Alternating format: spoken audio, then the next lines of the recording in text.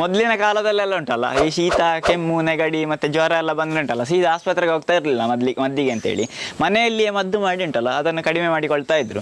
ಹಾಗೆ ಇವತ್ತಿನ ವಿಡಿಯೋದಲ್ಲಿ ಉಂಟಲ್ಲ ನಾನು ಮನೆಯಲ್ಲಿಯೇ ಮಾಡುವಂಥ ಒಂದು ಈ ಕಾಳು ಮೆಣಸಿನಿಂದ ಮಾಡುವಂಥ ಒಂದು ಗರಂ ಆದಂಥ ಸಾರು ಮಾಡ್ತಾ ಇದ್ದೇನೆ. ಕುಡಿಲಿಕ್ಕೆ ಸಹ ಆಗ್ತದೆ, ಹಾಗೆ ಊಟಕ್ಕೆ ಸೇರಿಸಿಕೊಂಡು ಕೂಡ ಊಟ ಮಾಡಲಿಕ್ಕೆ ಆಗ್ತದೆ.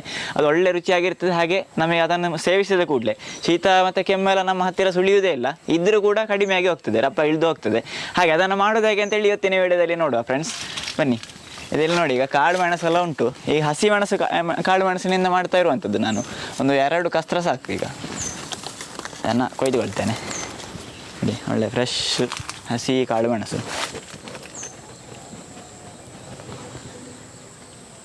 ನೋಡಿ, ಇಲ್ಲಿಗ ಹಸಿ ಕಾಳು ಮೆಣಸು ತಗೊಂಡಿದ್ದೇನೆ. ಅದನ್ನು ಚೆನ್ನಾಗಿ ತೊಳೆದು ತಗೊಂಡು ಬಂದಿದ್ದೇನೆ. ಇದನ್ನು ಈಗ ಸ್ವಲ್ಪ ಗುದ್ದಿ ಹುಡಿ ಮಾಡಲಿಕ್ಕೆ ಉಂಟು. ಒಂದು ಕುಟ್ಟಾಣಿಯಲ್ಲಿ ಹಾಕಿ ಹೇಳಬೇಕು. ಇದನ್ನು ಸ್ವಲ್ಪ ಬಿಡಿಸಿ ಹಾಕಿಕೊಳ್ಳುವಂಥದ್ದು. ನೋಡಿ, ಹೀಗೆ ಎಷ್ಟು ಖಾರ ಬೇಕು ಅಷ್ಟು ಹದವನ್ನು ನೋಡಿಕೊಂಡು ಮಾಡಿಕೊಂಡ್ರೆ ಆಯಿತು. ಸಾಧಾರಣವಾಗಿ ಕಾಳು ಮೆಣಸಿನ ಸಾರು ಉಂಟಲ್ಲ, ಒಳ್ಳೆ ಗರಂ ಆಗಿದ್ದಷ್ಟು ಒಳ್ಳೆಯದು. ನಮಗೆ ಶೀತ ಕೆಮ್ಮು ನೆಗಡಿಗೆಲ್ಲ ಯೂಸ್ ಆಗುವಂಥದ್ದಲ್ಲ. ಬರೀ ಲೈಟ್ ಮಾಡಿದ್ರುಂಟಲ್ಲ ಅಷ್ಟು ಇದಾಗೋದಿಲ್ಲ, ಎಫೆಕ್ಟಿವ್ ಆಗಿರೋದಿಲ್ಲ. ಒಳ್ಳೆ ಖಾರ ಮಾಡಿದರೆ ಆಯಿತು. ಇದೆಲ್ಲ ಇದ್ದರೆ ಒಣಗಿಸಿದಂಥ ಕಾಳು ಮೆಣಸು ಇರ್ತದಲ್ಲ, ಅದನ್ನು ಕೂಡ ಉಪಯೋಗಿಸಿಕೊಳ್ಬೋದು.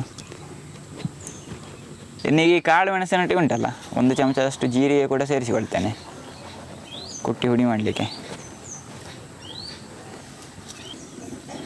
1 ಚಮಚದಷ್ಟು ಸಾಕು.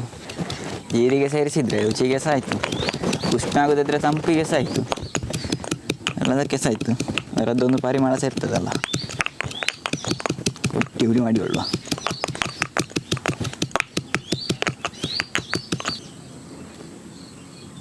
ಸಾರು ಮಾಡಲಿಕ್ಕಿರುವಂಥ ಪಾತ್ರೆಯನ್ನು ಒಲೆಯಲ್ಲಿ ಇಡ್ತಾ ಇದ್ದೇನೆ. ನೋಡಿ, ನೀವು ಈ ಪಾತ್ರಕ್ಕೆ ಒಂದು 2 ಚಮಚದಷ್ಟು 2 ರಿಂದ 3 ಚಮಚದಷ್ಟು ತುಪ್ಪವನ್ನು ಹಾಕಿಕೊಳ್ತಾ ಇದ್ದೇನೆ. ತುಪ್ಪ ಅಥವಾ ಎಣ್ಣೆ ಯಾವುದು ಬೇಕಾದ್ರೂ ಸೇರಿಸಿಕೊಳ್ಬೋದು, ಆಯಿತಾ. ನಾನಿಲ್ಲಿ ತುಪ್ಪವನ್ನು ಸೇರಿಸಿಕೊಂಡೆ. ನೋಡಿ, ನೀವು ಈ ತುಪ್ಪಕ್ಕೆ 1 ಚಮಚದಷ್ಟು ಸಾಸಿವೆ, ಒಟ್ಟಿಗೆ ಈಗ ಒಂದು ಕೆಂಪು ಮೆಣಸನ್ನು ತುಂಡು ಮಾಡಿ ಹಾಕಿಕೊಳ್ತಾ ಇದ್ದೇನೆ. 1 ಮೆಣಸು ಸಾಕು, ಒಗ್ಗರಣೆ ಲೆಕ್ಕಕ್ಕಿರುವಂಥದ್ದು. ಈಗ 1 ಚಮಚದಷ್ಟು ಜೀರಿಗೆ ಕೂಡ. ಸಾಸಿವೆಲ್ಲ ಸಿಡಿತಾ ಉಂಟು. ಇದೀಗ ಹುಡಿ ಹಿಂಗನ್ನು ಸೇರಿಸಿಕೊಳ್ತಾ ಇದ್ದೇನೆ. 1 ಚಮಚದಷ್ಟು ಹುಡಿ ಹಿಂಗು.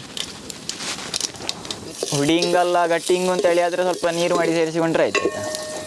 ಈಗ ಬೇವು ಸೊಪ್ಪು ಮನೆಯಲ್ಲಿ.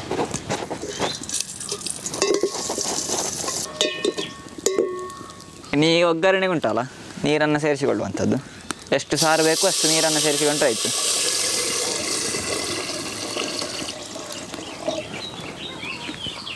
ಇನ್ನು ಈ ಸಾರಿಗೆ ರುಚಿಗೆ ಬೇಕಾದಷ್ಟು ಉಪ್ಪು ಹುಳಿ ಬೆಲ್ಲ ಸೇರಿಸಿಕೊಳ್ತಾ ಇದ್ದೇನೆ.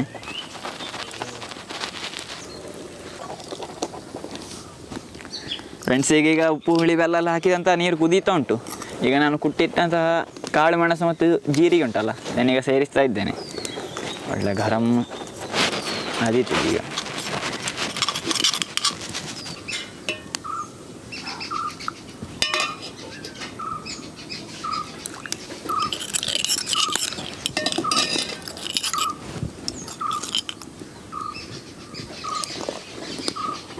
ಇನ್ನು ಇದನ್ನು ಮುಚ್ಚಿಟ್ಟು ಸರಿಯಾಗಿ ಕುದಿಸಬೇಕು, ಸ್ವಲ್ಪ ಬತ್ತಬೇಕಿದು, ಆಗಲೇ ಸ್ವಲ್ಪ ರುಚಿ ಬರುವುದು. ಫ್ರೆಂಡ್ಸ್, ಈ ಸಾರಿನಲ್ಲಿ ಏನಾದರೂ ವ್ಯತ್ಯಾಸ ಮಾಡೋದು ಅಂತೇಳಿ ಆದರೆ ಉಂಟಲ್ಲ, ನಾನೀಗ ಹಸಿ ಕಾಳು ಮೆಣಸು ಹಾಕಿದೆಲ್ಲ ಅದರ ಬದಲಿಗೆ ಒಣ ಕಾಳು ಮೆಣಸನ್ನು ಕೂಡ ಗುದ್ದಿ ಹಾಕಿಕೊಳ್ಬೋದು, ಅದು ಕೂಡ ಒಳ್ಳೆಯದಾಗ್ತದೆ.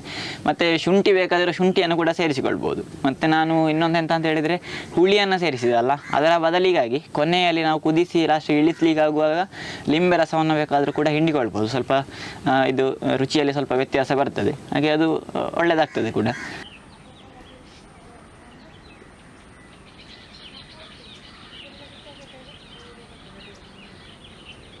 ಫ್ರೆಂಡ್ಸ್, ನಮ್ಮ ಸಾರೆಲ್ಲ ಸರಿಯಾಗಿ ಕುದಿದು ರೆಡಿಯಾಗಿದೆ.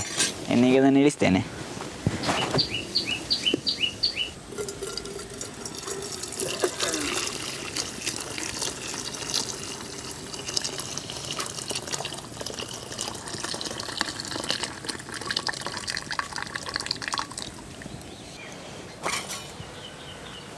ನೋಡಿ, ನಮ್ಮ ಗರಂ ಸಾರು ಕುಡಿಲಿಕ್ಕೆ ರೆಡಿ.